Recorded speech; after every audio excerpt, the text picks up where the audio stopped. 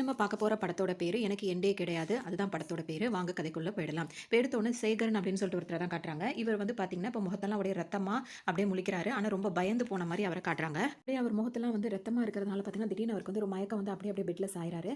அதோட திரும்ப அந்த சீன கட் பண்ணிட்டு, இப்ப அவர் அடுத்த சீன்ல அவர் எங்க இருக்க மாரி காட்டுறாங்கன்னா, ஒரு பொண்ணோட காட்டுறாங்க. அந்த பொண்ணு வந்து ஹீரோயின் வச்சுக்கலாம். அதாவது இவர லவ் பண்றாங்க. 2 பேரும் லவ் பண்றாங்க அப்படின்னு சொல்லிட்டு வச்சுக்கலாம். இப்ப அந்த பொண்ணு அவர் வந்து என்ன சொல்றாருன்னா, எப்பதான் நம்ம கல்யாணம் பண்ணிக்கிறது அப்படின்னு சொல்லிட்டு அவங்கள்ட்ட கேட்கிறாரு. இவங்க லவ் பண்ற அந்த பொண்ணு இருக்காங்களா, அவங்க வந்து படம் நடிச்சுக்கிட்டே இருக்காங்க.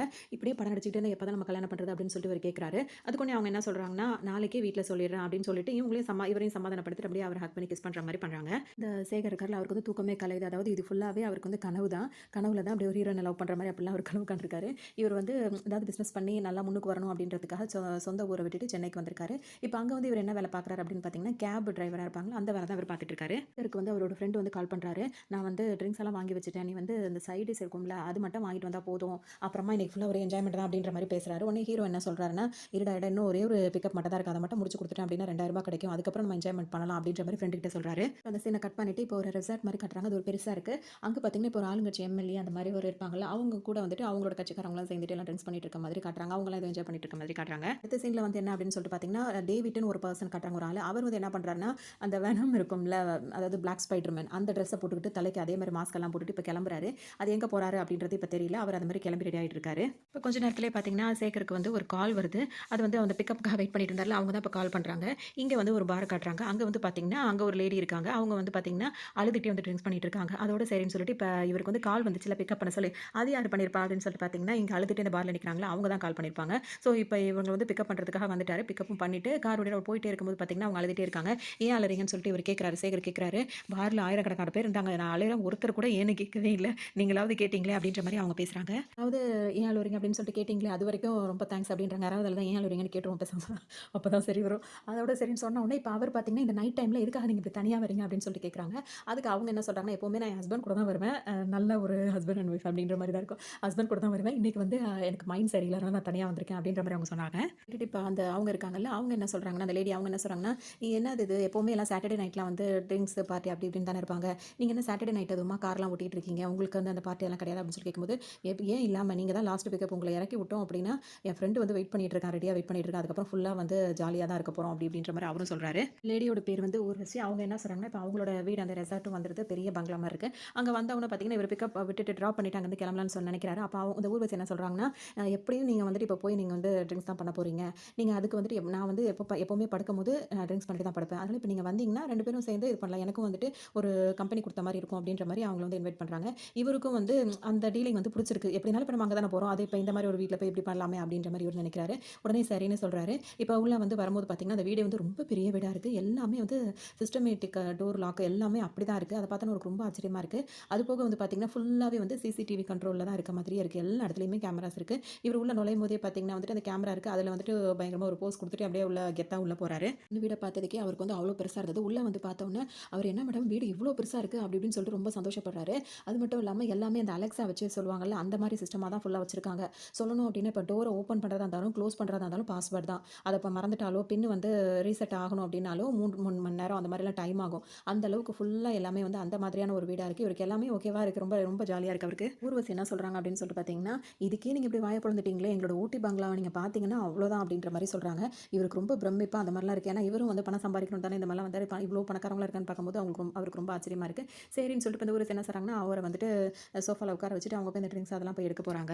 ஹீரோ உட்கார்ந்திருக்கிறத பார்த்தோம்னா, அவங்க வளர்க்குற ஒரு நாய் செல்லமா ஒரு நாய்க்குட்டி வளர்த்துட்டு இருக்காங்க. அந்த நாய்க்குட்டி பார்த்தீங்கன்னா, ஹீரோ வந்து பயமுறுத்திட்டு இருக்கு. அத பார்த்தோனே ஹீரோ ரொம்பவே பயப்படுறாரு. புதுசா ஆளுங்கள பார்த்தோன்னு கத்தும்ல, அந்த மாரி பண்ணவும் இப்ப ஹீரோ வந்து பயந்துட்டு இருக்கவும், அவங்க வந்துட்டு அந்த நாய்க்குட்டிய கூட்டிட்டு போயிட்டு வேற ரூம்ல வந்து விட்டுட்டு வந்துடுறாங்க. அப்புறமா போயிட்டு வீட்டுக்குள்ளேயே ஒரு சின்ன பார் மாரி மினி பார் மாரி ஒண்ணு வச்சிருக்காங்க. அதுலேருந்து தேவையானதெல்லாம் எடுத்துட்டு வந்துட்டு இருக்காங்க. பேருமே அவங்கவங்க வேலைய பார்க்க ஆரம்பிச்சுட்டாங்க. நல்லா அது பாட்டுக்கு தண்ணி அடிச்சிட்டே இருக்காங்க. அப்பதான் வந்து இந்த சேகர் இருக்கார்ல, அவர் வந்துட்டு இப்ப ஊர்வசி அவங்கள்ட்ட வந்து கேட்கிறாரு, மேடம் உங்கள பத்தி ஏதாச்சும் சொல்லுங்களேன். எதுவுமே தெரியலையே அப்படி இப்படின்னு சொல்லவும், அவங்களும் வந்து அவங்கள பத்தி சொல்ல ஆரம்பிக்கிறாங்க. என்ன கதையா இருக்கும் அப்படின்னு சொல்லிட்டு பார்த்தீங்கன்னா, இவங்களும் இவங்க அக்கா 2 பேர் தான் இருக்கும். இவங்கலாம் ஊட்டி தான் அவங்களுக்கு சொந்த ஊரு அப்படிதான் இருப்பாங்க. எனக்கும் என் அக்காவுக்கும் வந்து 8 வருஷம் வந்து வித்தியாசம். அதாவது இவங்க அக்காவ விட இவங்க வந்து 8 வயசுக்கு கம்மி அப்படின்னு சொல்றாங்க. அதோட எங்க அக்காவுக்கு வந்துட்டு கல்யாணம் பண்ணி வச்சிருந்தோம். அது வந்து ரொம்ப வசதியான மாப்பிள்ளையா தான் இருந்தாரு. கல்யாணம் பண்ணி வச்சிருந்தோம். கல்யாணம் ஆன கொஞ்ச நாள்லயே பார்த்தீங்கன்னா, எங்க அக்கா வந்துட்டு ஒரு கார் ஆக்சிடென்ட்ல வந்து இறந்து போயிட்டாங்க. அக்கா இறந்து போகும்போது எனக்கு வந்து வயசு வந்து 18 வயசு இருக்கும். அதுக்கப்புறம் வந்துட்டு இவ்வளோ சின்ன வயசுல கல்யாணம் ஆன புதுசுலயே வந்து எங்க அக்கா இறந்து போயிட்டாங்க அப்படின்னு சொல்லிட்டு எங்க மாமா வந்து ரொம்ப கவலைப்பட்டாரு.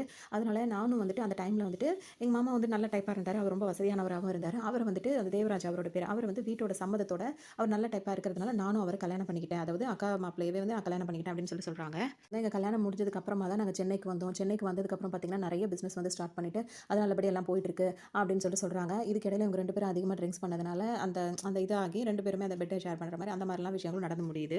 2 பேருக்கும் அப்படியே மயக்கமாயி 2 பேருமே தூங்கிடுறாங்க. கொஞ்ச நேரம் கழிச்சு பார்த்தீங்கன்னா, சேகர் இருக்கார்ல அவருக்கு வந்து முழிப்பு வருது. முழிப்பு வந்தவுடனே சரி ஃப்ரெஷ் ஆயிட்டு கிளம்புவோம் அப்படின்னு சொல்லிட்டு என்ன நினைக்கிறாருன்னா, போய் வாஷ்ரூம் போயிட்டு அவர் ஃபேஸ் கழுவிட்டு இருக்கும்போதே பார்த்தீங்கன்னா, அந்த குட்டி நாய் இருக்கு பார்த்தீங்கன்னா, வளர்த்துட்டு இருக்காங்கல்ல, அது வருது. வந்தவுடனே அத போய் கொஞ்சலாம் அப்படின்னு சொல்லிட்டு இவர் அதுகிட்ட போம்போது போறாரு. அப்படியே கிட்ட போறாரு. போம்போது தான் பார்த்தீங்கன்னா, அது ஒரு பக்கமா போகுது. அது போற மாரி இவரும் பின்னாடி போம்போது பார்த்தீங்கன்னா, அந்த ரூம் ஃபுல்லா ஒரு மாரி பிளட்டா இருக்கு. என்னடா இது அப்படின்னு சொல்லிட்டு கதவ தொறந்து பார்க்கும்போது தான் தெரியுது, அங்க ஒரு 50 வயசு ஒரு ஆள் ஒருத்தர் வந்து ரத்தமா அப்படிலாம் கிடக்குறாரு. இவருக்கு ஒரு மாரி பெரிய அதிர்ச்சி ஆயிடுது. பார்த்தோனே அவருக்கு ரொம்ப பயம் வந்துருது. இனிமே நம்ம இங்க இருக்கிறது வந்து சேஃப் கிடையாதுன்னு சொல்லிட்டு எப்படியாவது வெளிய போயிடணும்னு நினைச்சு வேக வேகமா வெளிய வராரு. அந்த டோர ஓப்பன் பண்ணலாம்னு நினைக்கும்போது பார்த்தீங்கன்னா, அப்பதான் அவருக்கு ஞாபகமே வருது. இந்த டோர் எல்லாமே பின் போட்டா தானே ஓப்பன் ஆகும். அந்த மாதிரியான டோர் தானே. ஸோ அவரால தொறந்து தொறந்து பார்க்குறாரு. முடியவே இல்ல. இப்ப இதுக்கு பின் என்னன்னு தெரியலையே அப்படின்னு சொல்லிட்டு இப்படி முழிச்சிட்டு இருக்காரு. பாட்டுக்கு இப்ப கதவ தொறக்க முடியல. என்ன பண்றதுன்னு தெரியாம இவர் பாட்டுக்கு யோசிச்சுட்டே இருக்காரு. பதட்டத்தோட இருக்காரு. இவர் பதட்டத்தோட இருக்கும்போதே பார்த்தீங்கன்னா, இப்ப ஊர்வசி இருக்காங்களா, அவங்களுக்கு இப்ப மயக்கம் தெரிஞ்சு முழிக்கிறாங்க. முழிச்சுட்டு இவர் பதட்டத்தோட இருக்கிறத பார்த்த உடனே என்ன கேட்குறாங்கன்னா, "நீ அந்த ரூம்ல இருக்கிறத பார்த்துட்டியா?" அப்படின்னு சொல்லிட்டு கேட்குறாங்க. உடனே அவர் என்ன சொல்றாருன்னா, "நான் எதையும் பார்க்கல மேடம். என்ன விட்டுருங்க. நான் எதுவுமே வெளிய சொல்ல மாட்டேன்." அப்படின்னு சொல்லிட்டு இவங்க ஊர்வசி அவங்க இருக்காங்கல்ல, அவங்க கால்ல வந்து கதறி அழுதுகிட்டு இருக்காரு. இப்ப இங்க பார்த்தீங்கன்னா, அதோட வந்துட்டு அவங்க கெஞ்சிக்கிட்டே இருக்காரு அவரு பாட்டுக்கு. இப்ப இவங்க என்ன சொல்றாங்கன்னா, "விட்றா நானே எல்லாத்தையும் சொல்றேன்" அப்படின்னு சொல்லிட்டு அவங்க சொல்லிட்டே இருக்கும்போது பார்த்தீங்கன்னா, இப்ப இவர் தான் கால்ல விழுந்துட்டு இருக்காரு. அப்படி எந்திரிக்கும்போது பார்த்தீங்கன்னா, இவரோட தலை போய் அவங்க தலையில இப்படி இடிச்ச மாரி ஆயிடுது. அதுல அப்படியே டக்குனு அவங்க மயக்கமாகி சோஃபால விழுந்துர்றாங்க. ரொம்ப நேரம் இவர் எழுப்பி எழுப்பி பார்க்குறாரு. எந்திரிக்கவே மாட்றாங்க. இவருக்கு இன்னும் கொஞ்சம் அப்படியே பதட்டம் அதிகமாயிட்டே இருக்கு. இப்ப எப்புட்றா இங்கேருந்து தப்பிக்கிறது அப்படின்ற மாரி யோசிச்சுட்டே இருக்காரு. அப்படியே அந்த சீன் கட் ஆகி இப்ப வேற என்ன காட்டுறாங்கன்னா, இப்ப இங்க பார்த்தீங்கன்னா, ஒரு எம்எல்ஏ காட்டுனாங்கல்ல, ஆரம்பத்துல அவங்க தொண்டர்களோட இருந்தார்ல, அவர் என்ன சொல்றாருன்னா, "நான் ஒரு வேலை விஷயமா வெளிய போயிட்டு வரேன். தலைமை வந்து நான் எங்க அப்படின்னு சொல்லிட்டு கேட்டாங்க அப்படின்னா, முக்கியமான வேலை விஷயமா போயிருக்கேன். 1 மணி நேரத்துக்குள்ள நான் வந்துருவேன்னு சொல்லுங்க அப்படின்னு சொல்லிட்டு தொண்டர்கள்ட்டலாம் சொல்லிட்டு அங்கிருந்து அவருக்கு இப்ப கிளம்புறாரு. வீட்ல பார்த்தீங்கன்னா, சேகர் இருக்கார்ல, அவர் வந்து ஊர்வசி எழுப்பி எழுப்பி பார்த்துட்டே இருக்காரு. எவ்வளோ முயற்சி பண்றாரு. ஆனா சுத்தமா அவங்க அசைற மாரியே தெரியல. அவருக்கு இன்னும் கொஞ்சம் பயம் அதிகமாயிட்டே இருக்கு. எப்படி தப்பிச்சு போறதுன்னு வழி சுத்தமா அவருக்கு தெரியவே இல்ல. இந்த டைம்ல பார்த்தீங்கன்னா, கதவு தட்டுற சத்தம் கேட்டுட்டே இருக்கு. யாரா இருக்கும் அப்படின்னு சொல்லி இன்னும் கொஞ்சம் அவருக்கு பயம் அதிகமாயிட்டு, அந்த கதவு இடுக்குல போயிட்டு அவர் பார்க்குறாரு. அங்க பார்த்தீங்கன்னா, ஒரு ஆள் நின்னுட்டு இருக்காரு. அது யாரு அப்படின்னு சொல்லிட்டு பார்த்தோம் அப்படின்னா, அந்த வெனம் ட்ரெஸ்ஸ போட்டு ஒரு திருடன் வந்து கிளம்பிட்டு இருந்தார் பார்த்தீங்களா, அவர் இந்த வீட்டுக்கு வர்றதுக்காக தான் இந்த மாரி காஸ்டியூம்லாம் போட்டுருக்காரு. அவர் தான் அங்க நின்னுட்டு இருக்காரு. அவர பார்த்தோனே இவருக்கு இப்ப என்ன பண்றதுன்னு ஒண்ணுமே புரியல. ஏன்னா தொறக்கவும் முடியாது. நம்ம எட்டி தான் பார்க்க முடியும். தொறந்தா தானே இவரே வெளிய போயிருவாரு. அதனால பார்த்துட்டு நிக்கிறாரு. முடியல. ஆனா அந்த திருடன பார்த்தீங்கன்னா, பின் நம்பர் வந்து அவனுக்கு தெரிஞ்சிருக்கு. அவன் என்ன பண்றான்னா, பின்ன போட்டு அசால்ட்டா டோர ஓப்பன் பண்ணிட்டு தொறந்துட்டு உள்ள வரான். உள்ள வர்றத பார்த்தோனே இவர் என்ன பண்றாருன்னா, அந்த டெட் பாடி இருக்கு பார்த்தீங்களா, அந்த ரூம் பக்கத்துக்குள்ள போயிட்டு, அங்க இருக்கிற இடத்துல போய் இவர் போய் ஒளிஞ்சுக்கிறாரு. அந்த சேகர் போய் ஒளிஞ்சுக்கிறாரு. வந்தார்ல டேவிட். அந்த ஆளுக்கு வந்து இப்ப உள்ள என்ன நடக்குதுன்னு எதுவுமே தெரியல. அவர் பாட்டுக்கு உள்ள வந்துட்டு ஆல்ரெடி மயங்கி கிடக்குறாங்கல்ல ஊர்வசி. அவங்களுக்கு போய் இவர் மயக்க மருந்து கொண்டு வந்தார்ல, அந்த மயக்க மருந்த அவங்க மூக்குல வச்சுட்டு இன்னும் கொஞ்சம் அவங்கள மயக்கம் அடைய செஞ்சுட்டு, இவர் என்ன பண்றாருன்னா, ஃபுல்லா போயிட்டு தேடி தேடி பார்க்குறாரு. ஏதாவது பணம், நகை ஏதாவது கிடைக்குமா அப்படின்னு சொல்லிட்டு ஃபுல்லா தேடி பார்க்குறாரு. ஆனா எதுவுமே கிடைக்கல. இவருக்கு ரொம்ப கடுப்பாகுது. உடனே என்ன நினைக்கிறாருன்னா, சரின்னு சொல்லிட்டு இவங்க போட்டிருக்க நகையாவது கழட்டிக்கலாம்னு சொல்லிட்டு அவங்க கழுத்துல, காதுலலாம் போட்டிருப்பாங்கல்ல, அதெல்லாம் கழட்டி எடுத்துக்கிட்டு பேக்ல வச்சுட்டு, சரி வந்ததுக்கு இதுவாவது கிடைச்சதே அப்படின்னு சொல்லிட்டு, இப்ப இங்கேருந்து கிளம்பிடலாம் அப்படின்னு சொல்லிட்டு முடிவு பண்றாரு. அந்த டைம் தான் வெளிய போலாம்னு நினைக்கும்போது பார்த்தீங்கன்னா, வெளிய இருந்து சத்தம் கேட்டுட்டு இருக்கு. அத பார்த்தோனே இவருக்கு ஒரு மாரி பயம் வருது. சத்தம் கேட்குதுன்னு சொல்லிட்டு இவர் கதவு வெளிய எட்டி பார்க்குறாரு. அங்க பார்த்தீங்கன்னா, அந்த மஸ்தான் பாய் இருக்கார்ல, இப்ப அங்கேருந்து சொல்லிட்டு வந்தார்ல 1 மணி நேரத்துல ரிட்டர்ன் வந்துருவேன்னு சொல்லிட்டு, அவரு தான் இங்க நின்னுட்டு இருக்காரு. அதோட கையில ஒரு பேக் வேற வச்சுட்டு நின்னுட்டு இருக்காரு. இத பார்த்தோனே இன்னைக்கு அவ்வளோதான் தொலைஞ்சோம் நம்ம மாட்டிக்க போறோம்னு சொல்லிட்டு, இந்த திருட வந்த டேவிட் என்ன பண்றாருன்னா, வேகமா ஓடி அந்த டெட் பாடி இருக்கு பார்த்தீங்களா, அந்த ரூம்ல போய் இவர் ஒளிஞ்சுக்கிறாரு. அப்புறமா அவர் கதவு தட்டிட்டே இருக்காரு. யாரும் வந்து தொறக்கல. உடனே அவர் என்ன நினைக்கிறாருன்னா, அவருக்கும் இப்ப பாஸ்வேர்ட் தெரியுது. அந்த பின் நம்பர் தெரியும். அவர் என்ன செய்றாருன்னா, அவரும் அசால்ட்டா பின்ன போட்டு உள்ள வந்துர்றாரு. உள்ள வந்தவுடனே மஸ்தான் பாய் வந்துட்டு ஊர்வசி அவங்க வந்துட்டு சோஃபால மயங்கி கிடக்கிறத பார்த்துட்டு அவங்கள எழுப்புறாங்க. எந்திரிக்க மாட்டேங்கிறாங்க. உடனே இவர் என்ன நினைக்கிறாருன்னா, என்ன மேடம் நான் வர்றதுக்குள்ள அவங்க மட்டும் ட்ரிங்க்ஸ் பண்ணிட்டு இப்படி மட்டையா கிடக்குறாங்களே அப்படின்ற மாரி நினைச்சுக்கிறாரு. இந்த மஸ்தான் பாய் என்ன பண்றாரு அப்படின்னு சொல்லிட்டு பார்த்தீங்கன்னா, டிவி ஆன் பண்ணி விட்டுட்டு அவர் பாட்டுக்கு ட்ரிங்க்ஸ் பண்ணிக்கிட்டு அவர் பாட்டுக்கு என்ஜாய் பண்ணிட்டு இருக்காரு. இந்த டைம்ல தான் அந்த டேவிட் இருக்கார்ல, அவர் வந்து ஒளிஞ்சாரு பார்த்தீங்களா, அது ஒரு ரூம்னு நினைச்சு தான் வந்து ஒளிஞ்சாரு. அப்பதான் அங்க தெரிய வருது அங்க ஒருத்தர் வந்து இறந்து கிடக்குறாரு அப்படின்றது தெரிஞ்சோனே அவருக்கு அங்கேயே ரொம்ப பயம் வர ஆரம்பிச்சிடுது. உடனே இந்த மஸ்தான் பாய் என்ன பண்றாருன்னா, இப்ப ஊர்வசிய போய் எழுப்பலாம் அப்படின்னு சொல்லிட்டு எழுப்ப பார்க்குறாரு. அவங்க எந்திரிக்கவே மாட்டேங்கிறாங்க. ஒரு கட்டத்துல அவருக்கு ஒரு டவுட் வந்துருது. மூச்சு இருக்கா அப்படின்னு சொல்லிட்டு பார்ப்போம் அப்படின்னு சொல்லிட்டு தொட்டு பார்க்குறாரு. மூச்சு இல்லாம இருக்கு. அச்சச்சோ! என்ன இறந்து கிடக்குறாங்களே! என்ன நடந்துச்சுன்னு ஒண்ணுமே தெரியலையே அப்படின்னு சொல்லிட்டு, இனிமே நம்ம இங்க இருந்தாலும் நம்ம தான் மாட்டோம்னு அவருக்கு தோணுது. உடனே என்ன பண்றாருன்னா, நம்ம இங்கேருந்து வெளிய போகணும் அப்படின்னு சொல்லிட்டு அவர் கொண்டு வந்த அந்த பேக் இருக்கு பார்த்தீங்களா, அதையும் எடுத்துக்கிட்டு இப்ப அவரு வெளிய கிளம்ப பார்க்குறாரு. ஆனா என்னன்னா, அவர் நல்ல இப்ப போதையில இருக்காரு. அவர் அந்த பதட்டத்துல பின்ன போடுறாரு. தப்பா பின்ன போடுறதுனால வந்துட்டு, அந்த பின் வந்து ஒரு கட்டத்துல வந்து லாக் ஆயிடுது. அதனால டோர் ஓப்பன் ஆக மாட்டேங்குது.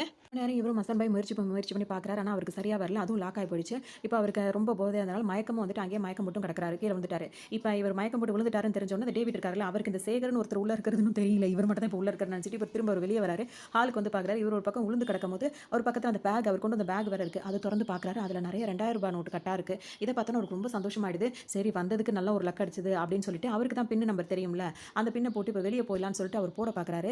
ஆல்ரெடி இவர் பின்ன போட்டு அந்த இது வந்து ஃபால்ட் ஆயிடுச்சுல்ல. இல்லை, இப்போ எப்படி பார்த்தாலும் டைம் வந்து 3 மணி நேரத்துக்கு அப்புறமா தான் இது வந்து ஓப்பன் ஆகுன்ற மாதிரி அந்த சிஸ்டம் சொல்லுது. இவருக்கு இப்போ என்னடா பண்ணுறதுன்னு தெரியாமல் முழிச்சிட்டு இருப்பாரு. அவருக்கு 3 மணி நேரத்துக்கு எப்படா இப்போ கழிக்கிறது அப்படின்னு சொல்லிட்டு இவர் யோசிச்சிட்டே இருக்காரு. அப்போ தான் வந்துட்டு அவருக்கு ஒரு ஃபோன் அடிக்கிற சத்தம் கேட்குது. அந்த ஃபோன் வந்து எங்கேருந்து அடிக்குது அப்படின்னு சொல்லிட்டு பார்த்தோம் அப்படின்னா, சேகர் வந்து ஒரு ரூமில் போய் ஒளிஞ்சிருக்காருல்ல, அந்த ரூம்ல இருந்து அவரோட ஃபோன் தான் அடிக்குது. அதை கேட்டவுடனே இவர் வந்து எட்டி பார்க்க வராரு. அங்கே பார்த்தோன்னே ஒருத்தர் மாறி மாறி பார்த்தோன்னே இவங்க 2 பேருமே எடுத்தவுடனே அடிச்சுக்க ஆரம்பிச்சிடுறாங்க. 2 பேரும் மாறி மாறி அடிச்சுக்கிறாங்க. அடிச்சு மாறி மாறி அடிச்சு 2 பேருக்கும் இப்போ ஓரளவுக்கு வலி வந்திருக்கும்ல. அந்த டைம்ல 2 பேரும் டயர்ட் ஆயிட்டு இப்போ அந்த சேகர் வந்து என்ன சொல்றாருன்னா, நான் டிராப் பண்ண தான் வந்தேன், தெரியாம வந்து மாட்டிக்கிட்டேன் அப்படின்ற மாதிரி சொல்றாரு. உடனே இந்த டேவிட் இருக்காருல்ல, அவர் என்ன சொல்றாருன்னா, நான் திருட தான் வந்தேன், தெரியாம வந்து மாட்டிக்கிட்டேன் அப்படிங்கிறாங்க. இப்போ 2 பேருமே சேர்ந்து எப்படியாவது இங்க இருந்து தப்பிச்சிரணும், அப்ப அதுக்கு எப்படி பிளான் பண்ணலாம் அப்படின்ற மாதிரி இப்போ 2 பேருமே சேர்ந்துக்கிறாங்க. இதுக்கு சேகரோட ஐடியா என்னவா இருக்கு அப்படின்னு சொல்லிட்டு பார்த்தீங்கன்னா, பேசாம இந்த டோரை வந்து உடைச்சிட்டு நம்ம இங்கிருந்து வெளியே தப்பிச்சு போயிரும் அப்படின்னு சொல்லிட்டு சொல்றாரு. அதுக்கு டேவிட் என்ன சொல்றாருன்னா, இந்த வீட்டோட சிஸ்டம் வந்து பார்த்தீங்கன்னா அந்த டோரோட ஃபுல்லாவே கனெக்ட் ஆயிருக்கு. இப்போ ஒரு டோரை நம்ம உடைக்கிறோம் அப்படின்னா வந்துட்டு அந்த அலாரம் சவுண்ட் மாதிரி இருக்கும்ல, அந்த சத்தம் வந்து ஃபுல்லா கேட்க ஆரம்பிச்சிரும். அது கேட்டுச்சு அப்படின்னா கண்டிப்பா அது போலீஸ் வந்து வரதுக்கு வாய்ப்பு இருக்கு. 2 பேருமே மாட்டிக்குவோம் அப்படின்னு சொல்லிட்டு அவர் சொல்றாரு. கேட்ட சேகரும் வந்துட்டு வேற வழியே இல்லையா அப்படின்னு சொல்லிட்டு ரொம்ப நொந்து போறாரு. அப்ப டேவிட் என்ன சொல்றாருன்னா, வேற வழி இருக்கு. இந்த ஓனர் கிட்ட வந்து சாவி எதுவும் இருக்கும். ஆனா அந்த ஓனர் தான் இப்ப வந்து இந்த மாதிரி மட்டையாய் கிடக்குறாங்க, அதாவது மயக்கமாய் கிடக்குறாங்களே அப்படின்னு தான் நினைச்சுக்கிறாங்க. அதுக்கு அடுத்து இப்ப அவங்க முழிச்சாதான் ஒண்ணு இது திறக்க முடியும். இல்ல அப்படின்னா 3 மணி நேரம் நம்ம வெயிட் பண்ணி தான் ஆகணும் அப்படின்னு சொல்லிட்டு டேவிட் சொல்றாரு. அவங்க 2 பேர் பேசிட்டே இருக்கும்போது பாத்தீங்கன்னா அவங்க 2 பேருக்கு நடுவுல ஒரு பாட்டில் வந்து உழுது. அது என்ன பாட்டில் யார் போட்டாங்க அப்படின்னு சொல்லிட்டு பார்த்தோம்னா, அவர் மஸ்தான் பாய் அதுக்குள்ள அவருக்கு மயக்கம் கழிஞ்சு முழிச்சாரு. முழிச்சிட்டு அவர் தான் இவங்களை நோக்கி அந்த பாட்டில தூக்கி போட்டு, யாரா நீங்க இங்க என்னடா பண்றீங்க அப்படின்னு சொல்லிட்டு கேட்கிறாரு. எல்லாமே இப்ப 2 பேரையும் போட்டு சம்மாடி அடிக்கிறாரு. அவங்க 2 பேராலையுமே இவரை சமாளிக்க முடியல. மஸ்தான் பாய் அந்த அளவுக்கு ஃபைட் பண்ணிட்டு இருக்காரு. ஒரு கட்டத்துல வந்துட்டு இந்த டேவிட் இருக்காருல, அவர் என்ன பண்றாருன்னா, அவர் ஒரு கத்தி வச்சிருக்காரு. அந்த கத்தியை வச்சு மஸ்தான் பாயோட தொடையிலேயே குத்திடுறாரு. குத்துன உடனே அவர் என்ன சொல்றாருன்னா, ஒரு மாதிரி அவருக்கு இதாகும், இந்த கத்தியை மரியாதை ஏறா அப்படின்னு சொல்லும்போது உடனே டேவிட் என்ன சொல்றாருன்னா, ஏதோ பதட்டத்துல குத்திட்டேன், எடுக்கலாம் தெரியாது அப்படின்னு சொல்லிட்டு சொல்றாரு. உடனே இவன் இந்த ஆள் இப்படி சொன்ன உடனே இப்ப அவர் மஸ்தான் பாய் என்ன பண்றாருன்னா, அவர் அந்த கத்தி எடுத்துறாரு. கத்தி எடுத்துட்டு காலுக்கு ஒரு கட்டு மாதிரியும் போட்டுக்கிறாரு. போட்டு இப்ப அவர் என்ன சொல்றாருன்னா, இப்ப கத்தி என் கையில இருக்கு, நான் எவ்வளவு பெரிய எம்எல்ஏ தெரியுமா, நான் எப்படிலாம் வந்திருக்கேன், எப்படிலாம் இருக்கணும், அடுத்து நான் எம்பியா ஆக போறேன், ஏதோ என் கெட்ட நேரம் உங்களை மாதிரி பசங்கள்ட்ட எல்லாம் மல்லு கட்ட வேண்டியதா இருக்கு, யாரா நீங்க, எனக்கு இந்த கத்தியை வந்து குத்தவும் தெரியும், குத்துன இடத்துல இருந்து எடுக்கவும் தெரியும்ன்ற மாதிரி அவர் பேசிட்டு இருக்காரு. அவர் பொறுத்து கேட்கவும் இப்ப இந்த டேவிட் இருக்காருல, அவர் என்ன சொல்றாருன்னா, நான் பக்கத்துல ஒரு காஃபி ஷாப் இருக்குல்ல, அங்கதான் நான் வந்து வேலை பார்க்குறேன், நான் வந்து ஒரு இந்த மாதிரி ஒரு ஃபேமிலி தான், நான் வந்து பணத்துக்காக தான் வந்தேன், நீங்களும் மேடமும் எனக்கு அந்த காஃபி ஷாப் வந்திருந்தீங்க, அப்ப இந்த மாதிரி விஷயங்கள்லாம் பேசுனீங்க, எனக்கு அது தெரிஞ்சது அப்படின்னு சொல்றாரு. அதாவது இந்த அரசியல்வாதிக்கு அவரும் வந்துட்டு அந்த மேடமும் வந்துட்டு அந்த காஃபி ஷாப் போயிருப்பாங்க. அப்ப சில விஷயங்கள்லாம் பேசியிருப்பாங்க. அவங்க பிசினஸ் நடத்துறதுக்காக அவங்களுக்கு கொஞ்சம் லாஸ் ஆயிருக்கும், அதனால பணம் ஏற்பாடு பண்ற பத்திலாம் பேசியிருப்பாங்க. அதை வந்துட்டு இவர் வந்து ஒட்டு கேட்டிருப்பாரு. இப்ப அந்த சீனையும் காட்டுவாங்க. அங்க அப்படி என்ன நடந்திருக்கும் அப்படின்னு சொல்லிட்டு பார்த்தோம் அப்படின்னா, இருக்காங்களா அவங்க என்ன இந்த மஸ்தான் பாய்ட்ட சொல்லியிருப்பாங்கன்னா, இவங்க நிறைய பிசினஸ் பண்றாங்களா, அது வந்து கொஞ்சம் வந்து லாஸா போயிட்டு இருக்க மாதிரி இருக்கு, எங்களுக்கு கொஞ்சம் பணம் வேணும்னு சொல்லிட்டு மஸ்தான் பாய்ட்ட கேட்டிருக்காங்க.